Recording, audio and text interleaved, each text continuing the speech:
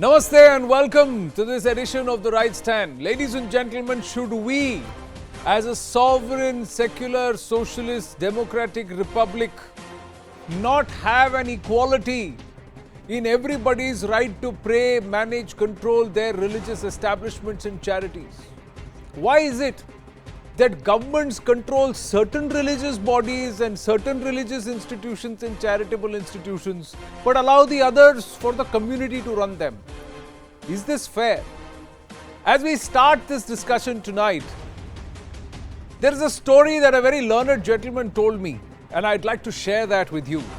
That the Pandalam Raja of Kerala, the Travancore board, the Travancore Devaswam, with the Padmanabha Swami temple itself, at the time of accession of the Union of India, or the merging or the creation of the Union of India post-partition, when Sardar Vallabhbhai Patel, V.K. Menon and the others were talking about integrating all these broken down riyasats, the Pandalam Raja said that I will sign this instrument of accession on behalf of the chief deity of this region of Travancore, that is Padmanabha Swami, as his dasa, only on the condition that the control of this region will always be with the deity and the deity will never be controlled by the state.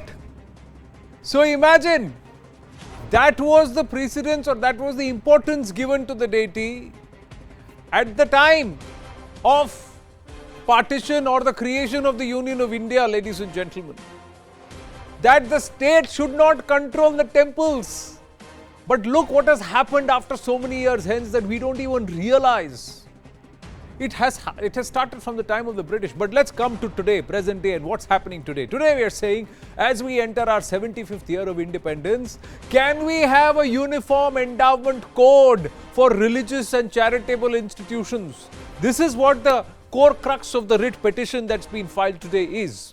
What it challenges and what it says, this is the dichotomy that it highlights.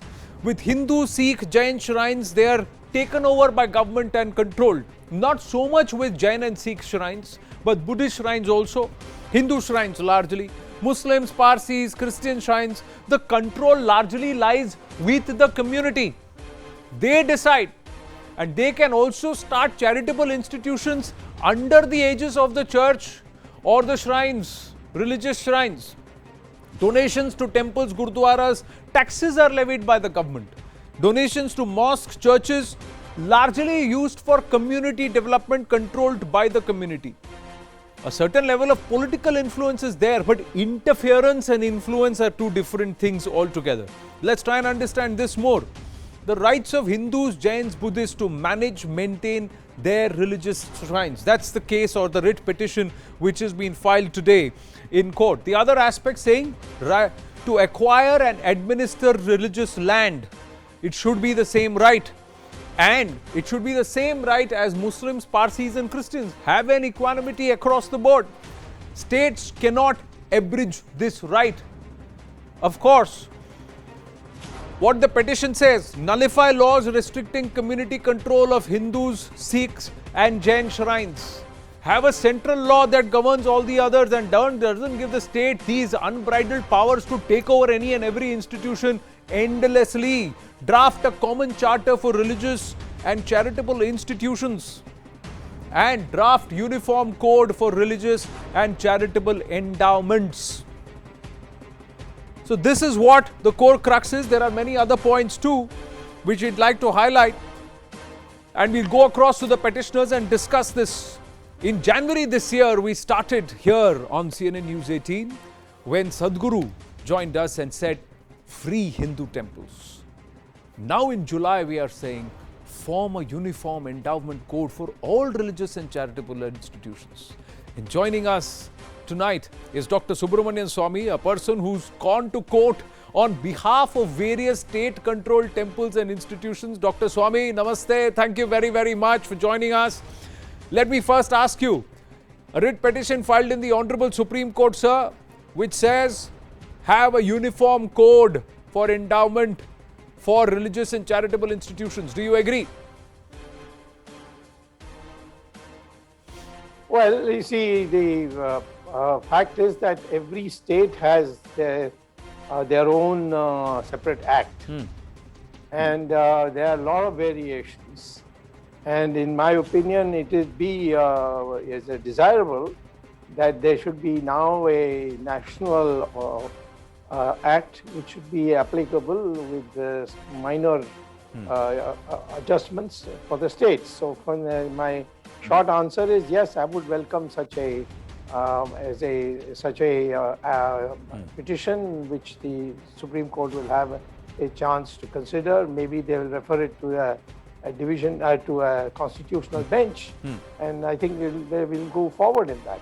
True, because under the fundamental rights and the guiding principles of our constitution, Article 14, 15 and 26, you are very learned, you understand the constitution and also legally is much better than I do, sir, that it should be uniform.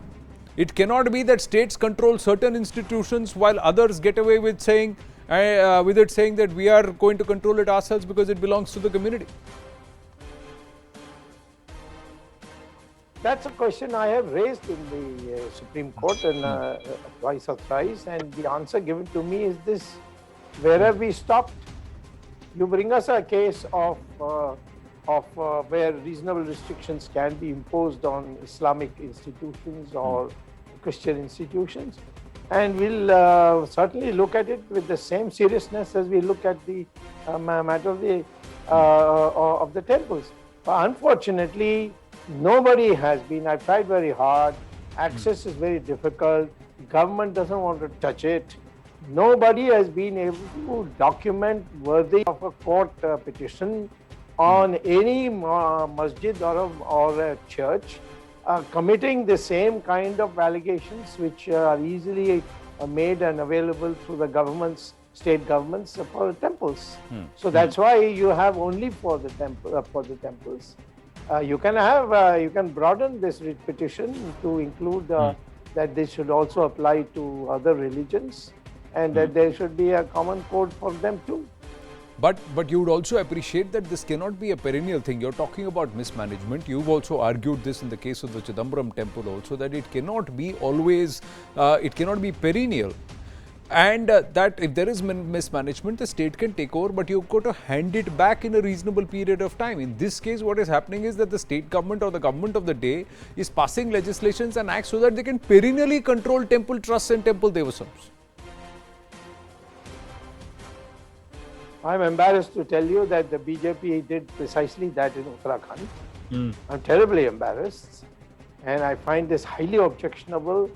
And the Prime Minister Modi should have intervened to get it reversed, but he hasn't done it. And there have been oral statements seeing the reactions. The fact of the matter is that the Chidambaram Sabhanayaka judgment, Subramaniam Swamy versus the state of Tamil Nadu of 2014, has laid down a law which is applicable to every state. Correct. But the states are not implementing it. And so when I raise it, the court says, you please bring us a case, another case. I've done it for Kerala, so we are on the way to getting relief.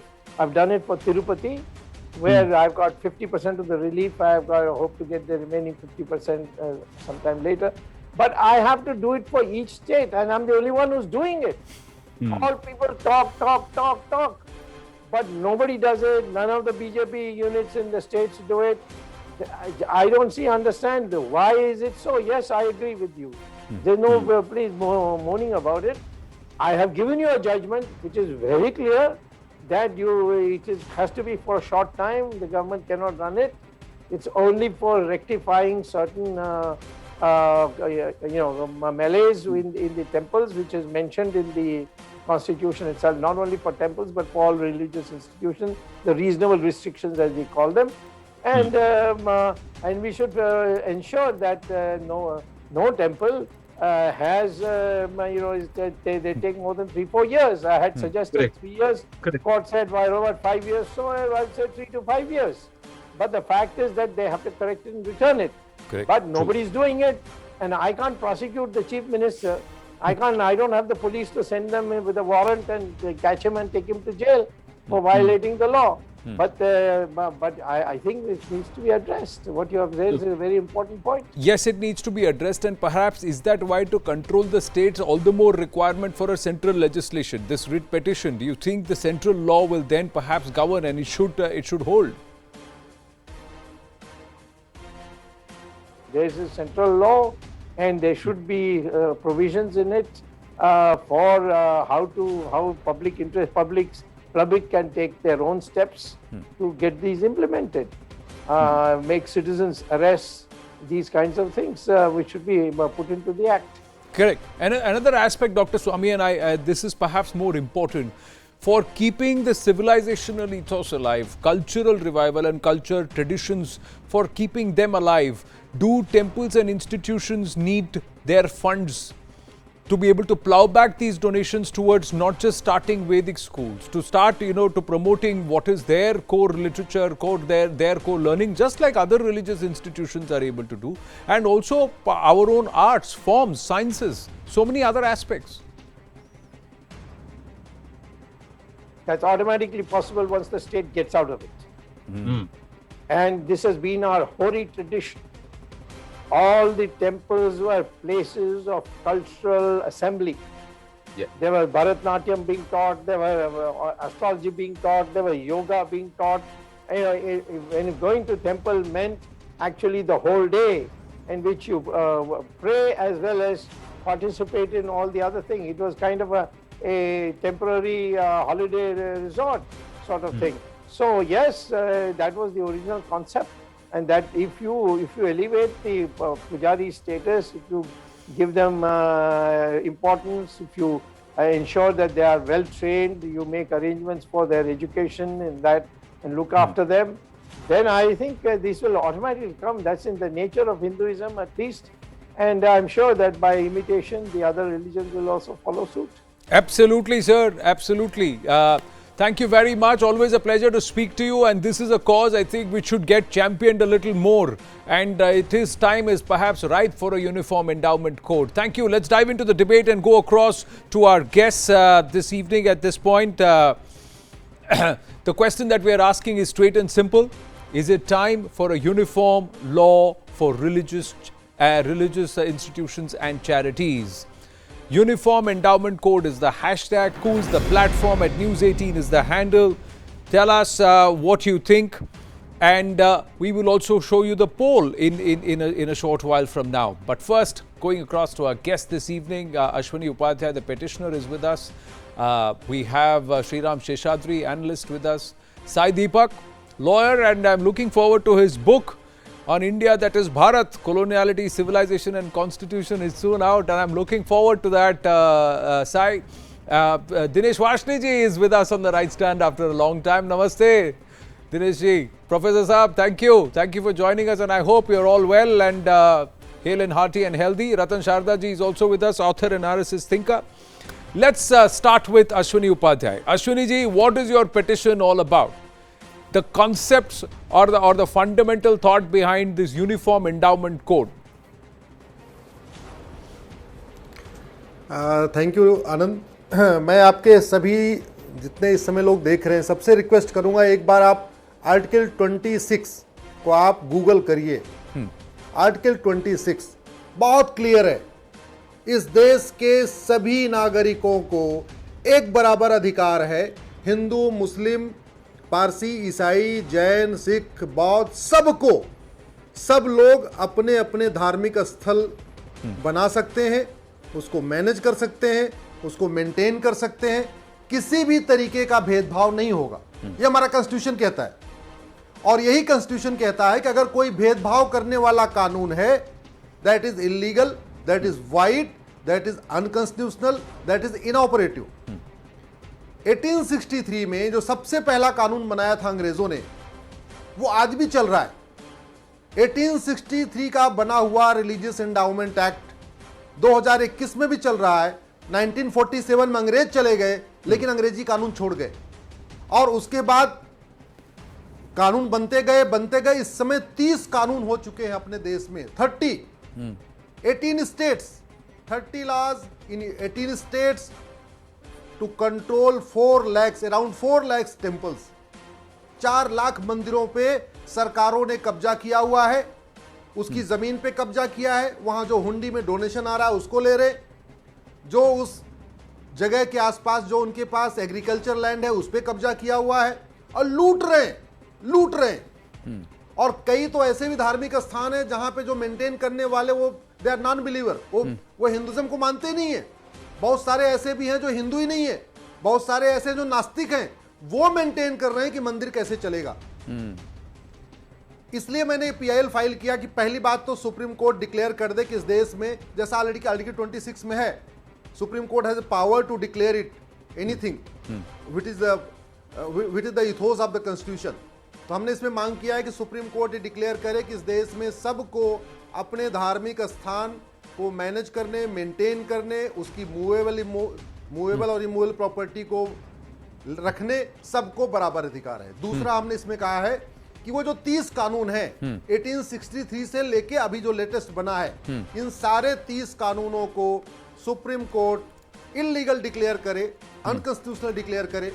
और हमने चौथी फिर उसमें next हमने मांग किया है, अगर सुप्रीम कोर्ट को वैसे मेरा ये मानना है कि मंदिर, धार्मिक स्थानों में स्टेट का कोई रोल नहीं होना चाहिए, कोई रोल नहीं होना चाहिए। आप सबको दे दीजिए, अपने अपने हिसाब से लोग चलाएंगे। जितने मठ हैं सब अपने हिसाब से चलाएंगे, अपनी उसकी मैनेज करेंगे, वो जो इसकी इनकम आएगी अपना गुरुकुल खोलेंगे, जो करना होगा, बारात घर बनाएंगे, गुरुकुल बनाएंगे, स्कूल बनाएंगे, जो करना होगा करेंगे, अपना करते रहेंगे। अगर लेकिन सुप्रीम कोर्ट को लगता है कि नहीं, रिलीजियस प्लेसेस पे एक कंट्रोल होना चाहिए, तो फिर सेंट्रल गवर्नमेंट एक मॉडल, एक यूनिफॉर्म रिलीजियस एंडाउमेंट एक्ट बनाए, कोड बनाए, यूनिफॉर्म एंडाउमेंट कोड बनाए, जो आपका हैशटैग है आज। और ये वास्तव में यही सेकुलरिज्म है। एक बात मैं जरूर कहना चाहूंगा आनंद जी, संविधान 2 शब्दों से मिलकर बना है, सम धन विधान बराबर संविधान। सम धन विधान यानी ऐसा विधान जो सब पे समान रूप से लागू हो, उसको कहते हैं संविधान। वास्तव में भारत में संविधान चल ही नहीं रहा है, भारत में तो बहुविधान चल रहा है। करेक्ट, सबके अपने अपने अलग अलग, और ये बहुविधान कोई और नहीं चला रहा है। ये बहुविधान संविधान की शपथ लेने वाली सरकारें ही बहुविधान चला रही हैं। संविधान का मतलब होता है ऐसा विधान जो सब पे लागू हो। पर इसमें अश्विनी जी ऐसा है कि जो संविधान एक पर्टिकुलर तरीके से देखना चाहिए, इसको अलग अलग लोग तोड़ मरोड़ के अलग अलग तरीके से पेश कर रहे हैं। The interpretation of the constitution itself has been so convoluted and twisted that you forgotten the dynamics and it is not equal to everyone. I'm just going to open up this panel and ask everybody their thoughts. One of the aspects, and Sai Deepak, if I can come across to you, and then I'll bring in Sriram Sheshadri, Ratanji, and also Professor Dinesh Vashni. The aspect is the management of these temples was taken over by the state because of gross mismanagement. That is one of the arguments that is given. To protect the interests, the core interests of the majority, that's the reason why these institutions were taken on board, because there was gross mismanagement, negligence, etc. And there were a handful few who had the control, who rather than propagating their dharma or their traditions were filling up their own pockets, and this was the argument that was being given, that's been given. How do you look at it? So there are two aspects which are typically presented as arguments to justify the state control of temples. So let me deal with both arguments. First is with respect to mismanagement of the financial resources of the temple and the landed assets of the temple. The second is the fear that perhaps certain communities would dominate access to temples itself and bring back untouchability, is the fear that is typically mongered whenever you discuss the issue of state control of temples. So therefore, let me start with the most sensitive aspect. Any person who is decently lettered and who can Google can take a look at Article 25(2)(b) of the Constitution, which clearly says that untouchability has been abolished and access to public spaces under Article 17. Yes. Article 17 says that untouchability has been abolished, and Article 25(2)(b) says that entry of previously untouchable classes into temples cannot be prohibited by any person citing anything. This is the law. Therefore, if state was to vacate the temple and if it were to go back to the communities, no person who takes the temple back in terms of its ownership, or no community that takes it back can bring back untouchability. So this fear mongering that goes on constantly saying that casteism will be back, casteism will be back, is meant to be a stick to constantly hurt the Hindu community. Therefore, this fear has no basis. So let's come to the second question. The second question is with respect to management of assets and corruption. Here is the most important thing. 90% of control of state of temples by the state is without any order that is passed that records any instance of corruption. So in the state of Tamil Nadu, where close to about 85 to 90% of the temples are under the control of the state, you ask them for the order that was passed to basically show these are the instances of corruption which have necessitated the control of this particular temple by the state.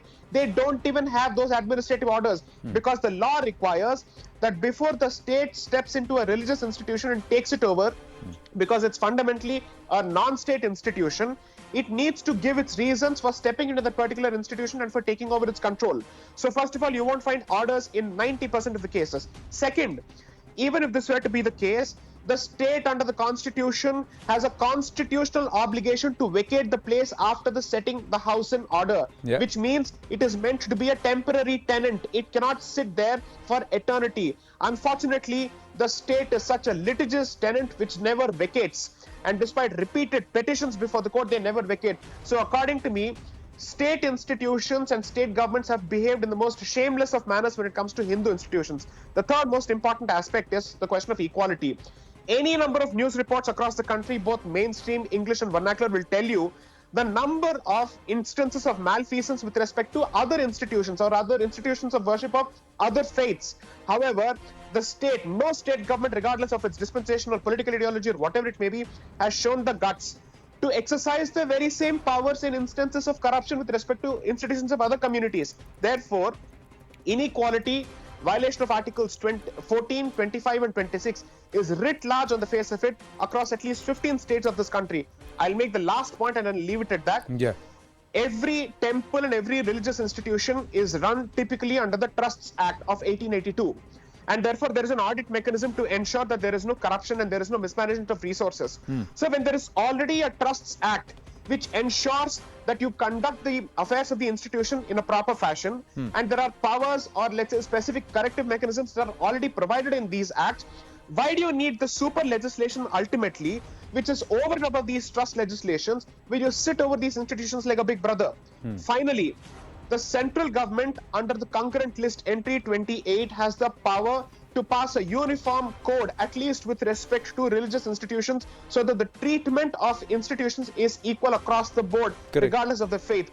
Therefore, as opposed to constantly forcing the Hindu community to go before the court to ask for equality, the central government is in a position to put an end to this matter without having to go to court. Correct. So then why don't they do it? And if they do, they need a court order to be able to do it with 303 seats in parliament to say, and coming on a platform, which a political platform where they said that they have championing the cause of Hindus and the cultural revival in this country. It just beats me that it has not yet been done and there is so much of a deterrence. So where is the problem? Because in 19 states in this country, the BJP or say now 17 states, the BJP holds sway and influence, and they are also sitting on control with temple boards and institutions. Jai Sai Deepak. For Article 370, there was no need for a court order. For the CAA, there was no need for a court order. Point number 3, in several states where the BJP was not in power previously, in their manifestos, they specifically said that we will free temples from state control. Unfortunately, no action has been taken in that particular direction after they've come to power. In fact, they've gone the opposite direction. Uttarakhand and certain instances in Karnataka being cases in point. Uttarakhand being perhaps the most glaring example. Therefore, this is not a political issue. Across the board, I'm sorry to use the word hypocrisy. Hypocrisy is rife when it comes to state control of Hindu institutions. No, and state control of Hindu institutions, and also this discrimination which is on. Interestingly, ladies and gentlemen, we did invite the BJP on the panel tonight. Ashwini Upadhyay may have certain political leanings, but he is clearly not the spokesperson of the BJP. He is tonight he's joining as a petitioner. But the BJP officially has decided not to participate in this debate. we are hoping that in this session of parliament or thereafter there will be some serious consideration on this aspect, even as this writ petition is filed, because this is a majority of the country which is turning around and saying that we in our own country, where we are supposed to be on the lines of partition, where it was said that this is Hindustan and Pakistan, and Hindus in this country are saying give us our rights. Ashwini ji. आनंद देखिए आनंद, मैं आपको बताऊं, पाकिस्तान में भी हिंदू कह रहे हैं धर्मांतरण विरोधी कानून बनाओ, भारत में भी हिंदू कह रहे हैं धर्मांतरण विरोधी कानून बनाओ। पाकिस्तान के हिंदू इक्वल राइट मांग रहे, भारत के भी हिंदू इक्वल राइट मांग रहे। पाकिस्तान के हिंदू कह रहे हैं कि जी हमारे जो मंदिर हमें छोड़ दो, हमें मंदिरों को दे दो। भारत के हिंदू कह रहे हैं जी हमारा मंदिर हमें दे दो।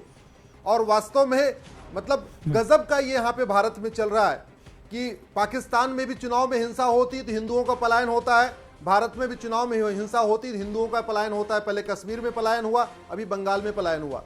ये दुनिया का इकलौता देश भारत है जहां मेजॉरिटी कम्युनिटी इक्वल राइट मांग रही है, ज्यादा नहीं मांग रही है। पूरी दुनिया में जो मेजॉरिटी कम्युनिटी वो ज्यादा राइट लेके बैठी हुई है।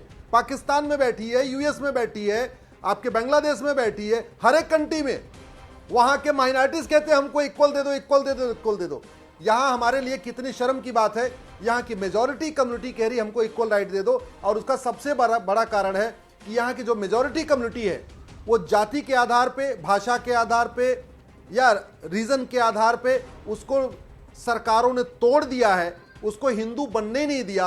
किसी को यादव बना दिया, किसी को ठाकुर बना दिया, किसी को ब्राह्मण बना दिया। ये सारी पॉलिसीज सरकारों ने किया। कॉन्स्टिट्यूशन का मतलब मैंने आपको पहले कहा था, हमने थर्ड स्टैंडर्ड में पढ़ा था आनंद, सम धन विधान बराबर संविधान। थर्ड में आपने भी तीसरी चौथी पांचवी में पढ़ा होगा, सम धन विधान बराबर संविधान। इफ यू डिवाइड द संविधान इन 2 वर्ड्स, सो हम कह रहे हैं संविधान से चल रहे और वास्तव में यहां बहुविधान चल रहा है। तो संविधान की शपथ लेके संविधान की धज्जियां उड़ाना, मुझे लगता है इससे क्लासिक एग्जांपल हमारे यहां से कोई मिलेगा नहीं। हम कहते हैं बाबा साहब अम्बेडकर की शपथ लेते हैं, संविधान की शपथ लेते हैं, बाबा साहब अम्बेडकर को माला भी पहनाते हैं, लेकिन हम समानता की बात ही नहीं करते। जी, but the fact is that either this is the elephant in the room, or this is the blind spot, or this is somebody that nobody has even turned around and said, okay, let's not touch this because this is going to unearth a different issue altogether. Let me, before I bring in Sriram Seshadri, Ratan Sharda and Professor Varshney, just quickly, what is the entire control debate all about? This entire control debate is on some of these grounds, ladies and gentlemen. Here is where the criticism is. The criticism is that this is unconstitutional. It violates Article 26, Article 14 and 15 and 16 of the Constitution. The logic is it only handles operations. There is no intrusion in religious customs which is happening. Then the criticism is that it is discriminatory, control of temples and gurudwaras, but no say in mosques and churches. The logic is there is a huge rush seen in Hindu and Sikh shrines. There are massive collections, the mismanagement, and largely the issue has to be controlled where the numbers are more. Then the donations diverted for non-religious work is the criticism.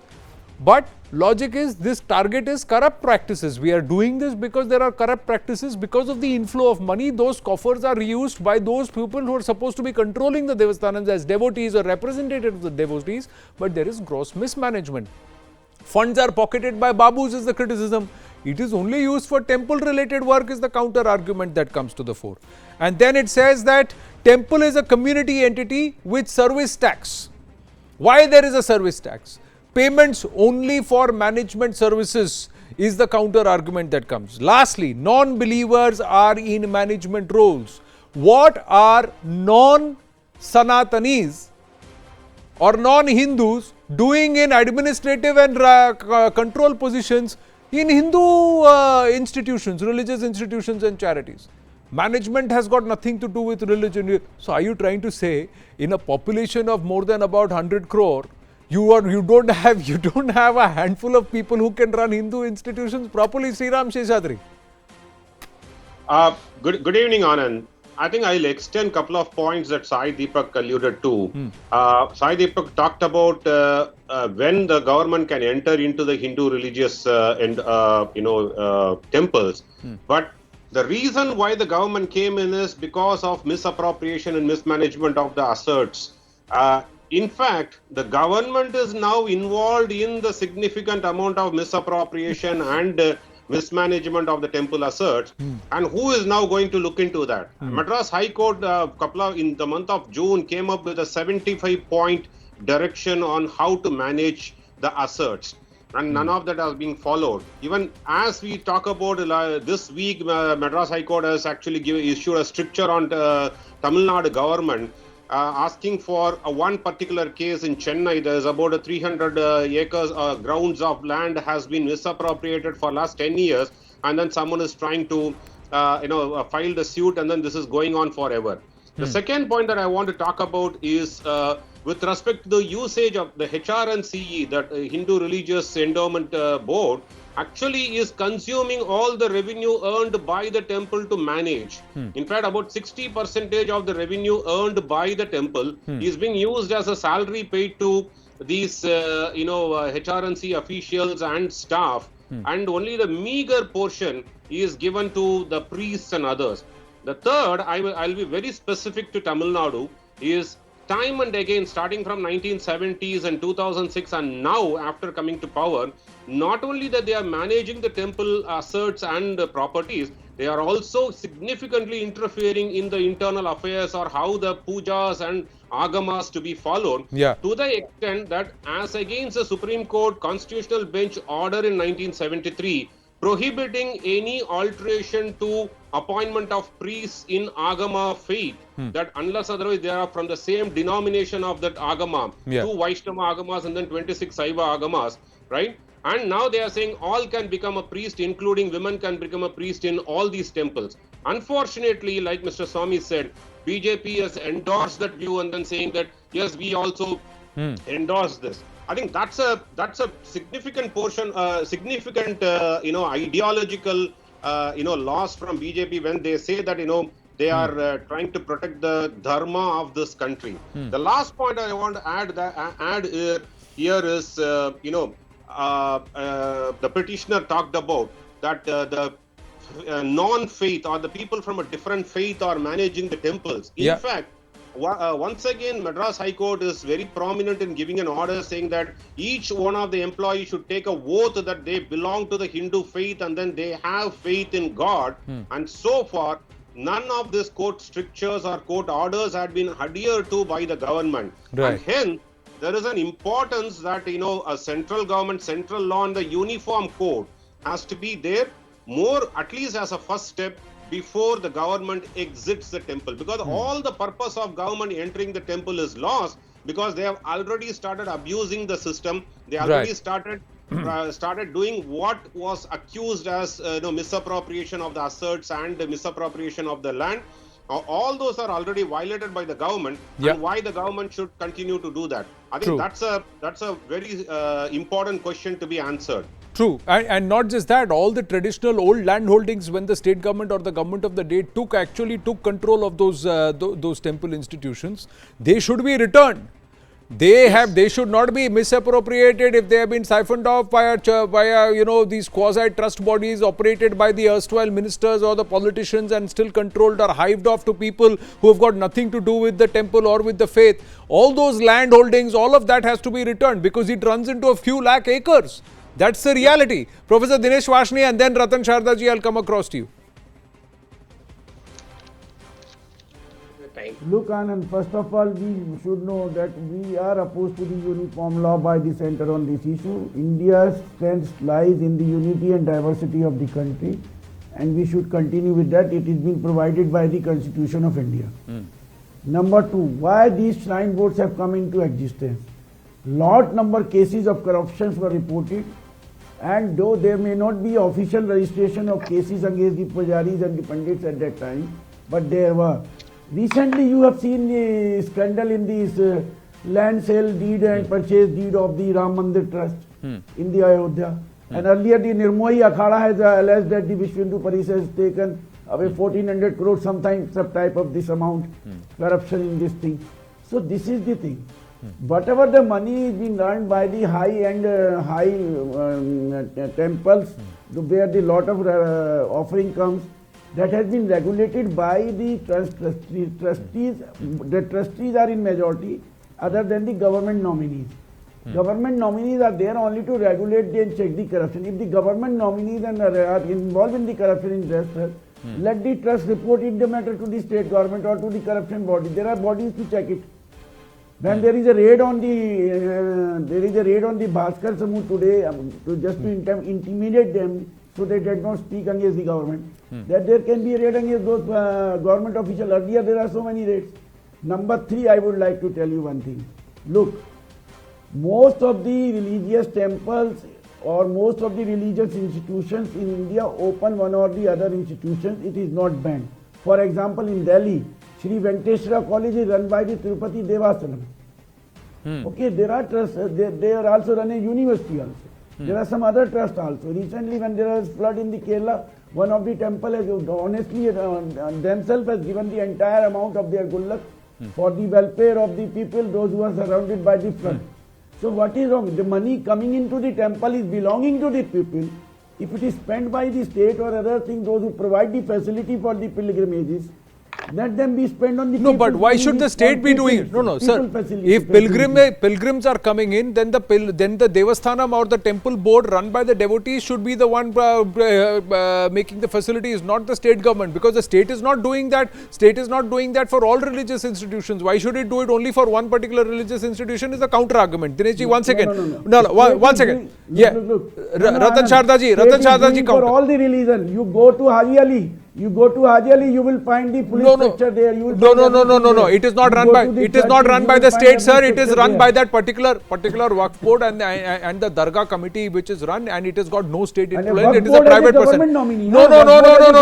For the Dargah, sir, no, it is a different. Each sect manages it.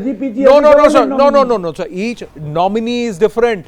Control is different. बहुत फर्क है sir. एक में nominee किसी को आपने influence के लिए, इन्फ्लुएंस, इंटरफियरेंस एंड कंट्रोल, तीनों बहुत अलग है. Okay, Ratan Sharda ji. They are talking of equality on the basis of religion. No, equality on the basis of what the constitution provides for, sir.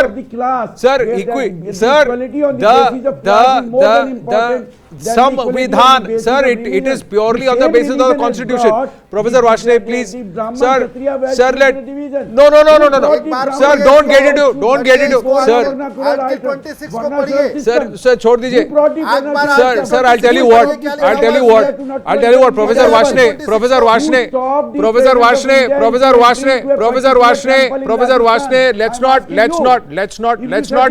let's not digress, sir. Let's not try and get into an argument where you will need a schooling which will first have to erase and cleanse you of a colonial education, sir. So let me not. That's a different education, a different argument altogether. Ratan Sharda ji. Anand, with all due respect, I hope you will give me 2-3 minutes because you Yes, will say sir, time is over. I always come last. No, I always come last, then it's a time is over. No, I appreciate your patience, sir, Ratan Sharda ji. I will give you your time. Please go ahead. Okay. First of all, I thank you for touching a very forbidden subject for any so-called secular media and so-called secular polity. So thanks for that. See, the control of temple by British was because they wanted to control the centers of education. What were temples? They were centers of economy. They were center of education, art, knowledge. All that had to be destroyed, so they took over temples. That is as simple as that. After independence, why did you do it? I have no clue at all. Why even today all the parties, including BJP, wanted? The simple reason is they're milking cows. They've got thousands of crores of money to exploit and use. That is the basic reason. Otherwise, why should Hindus always carry the cross of secularism and no other community has to carry it? I have no understanding why it happens. You know, in 1993, church land lease finished. Church is the biggest landholder in India. No government has asked them to either renew the lease or take away the land from them. But they will tell us it is mismanagement. People have talked a lot of law. Let us forget law. Let me give some figures that will tell you why Hindus are touched so deeply by this misuse of their funds. You will remember there was a debate in times now when Puttur temple procession was to be headed by an IAS officer who happened to be Muslim. That is when there was huge hue and cry, and we were told that this secular, why should we object to it? And I remember the debate very clearly. Now let me put some facts before people to understand how Hindus are being exploited and sucked away. Tirumala temple collects 3,100 crores every year. 85% of it is transferred to state exchequer, much of which goes to causes that are not connected to Hindu community. There are 1,300 people retrenched during COVID saying we have no money. TTD has 1,500 crore already from various early proceeds. 500 given by TTD to state irrigation projects. JRG Wealth Management Limited, Christian-owned organization, was given the contract for making prasadam. Chief Minister announced a sponsorship using TTD money for a hockey tournament in his parents' names. Under Temple Endowment Act, 43,000 temples in Andhra come under government control. Only 18% of the revenue of these temples has been returned to temple purpose, remaining 82% being used for purpose which are unstated. Andhra government Pradesh, out of 4,20,000 acres owned by temples in Visakhapatnam, Kakinada, Kumkur, Kurnool, Warangal, 60,000 acres were allowed to be occupied illegally by professional land grabbers. You want to hear more? In Narasimha Swami temple, 1 lakh acres of land was said to be sold in 2005 and nearby temples. Government auctioned 3,000 templates to East Godavari districts. The proceeds of these sales were used by same government for doles to light their lamps and pay their priest. In Simhachalam, 300 acres belonging to temple have been allocated to churches and convent schools and even exercised for illegal authority. There is 500-year-old Chilkur Balaji they want to take over now. 884 lands of endowment land of famous Rama temple in Bhadrachalam has been allocated to Christian institutions by state government. In Karnataka, 79 crores are collected from 2 lakh temples, out of which 7 crores are given for maintenance. For Muslim madrasas and Hajj subsidy were given to 59 crores, churches about 13 crores. An estimated 50,000 temples were shut down during the last few years in Karnataka due to lack of resources despite surplus of 66 crores. To top it all, you know what happens, the salary of the priest, I'll skip because there's not enough time. The Sri Ranga Ranganatham temple pays government yearly fee of 18 crores for administering the temple. Employees are given hardly any salary. 36 priests of Sri Ranga were given no salary for years, and the salary of the sweepers and drivers was 8,000 to 20,000 rupees. In Nalappa temple, Tiruvanmeli, the priest got paid 55 to 72 rupees, and one priest was charged for corruption because somebody gave him some money as dakshina.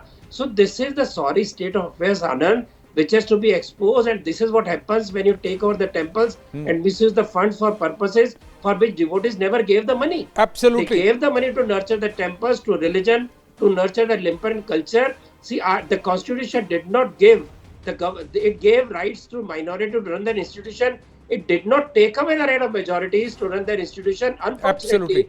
This is how the secular establishment has served this particular constitution law, which is a slap on the face of majority Hindus because they depend on constitution.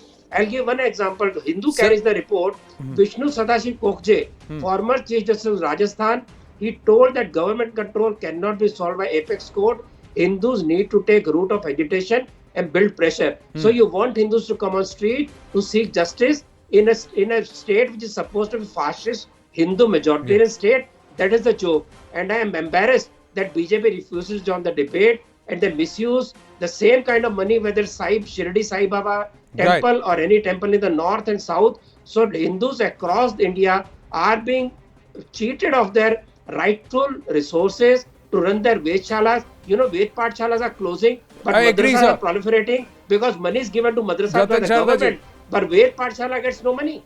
I agree, sir. I agree, and that's why I am saying that this needs to become a uniform endowment code, a law which will govern, which will free these charities and religious institutions from state control, and there will be guidelines which would put that if there is mismanagement, it should be time bound, and that's why there has to be a central law. Varshney talked of time, and see very clearly. Sai said 90% cases there is no evidence at all. This is a fraud. Talking of mismanagement. So that's what I'm trying to say. If there is, that is when. But that's why we need a central law, and we need the articles of our constitution to be put in good faith, sir, that it should be equal for everyone. The right to equality is a fundamental law. Gentlemen, I know it's a big debate. We will continue to follow this very closely. Let's hope the Honorable Supreme Court does take cognizance of the matter and admit this writ petition, and there is a clear hearing by a constitutional bench. And before that, the government of the day also wakes up to the cause where a majority of this country is turning around and saying, give us our right to equality, give us our right to pray, give us our rights under Article 14, 15, 16 and 26. With coup poll of the day under the Uniform Endowment Code, as I thank all our guests for joining us this evening. Is it time for a uniform law on all religious charities? 99% of our respondents are saying yes. Short break. We join you with yet another exclusive proof of the Taliban in Pakistan, ladies and gentlemen. Stay with us.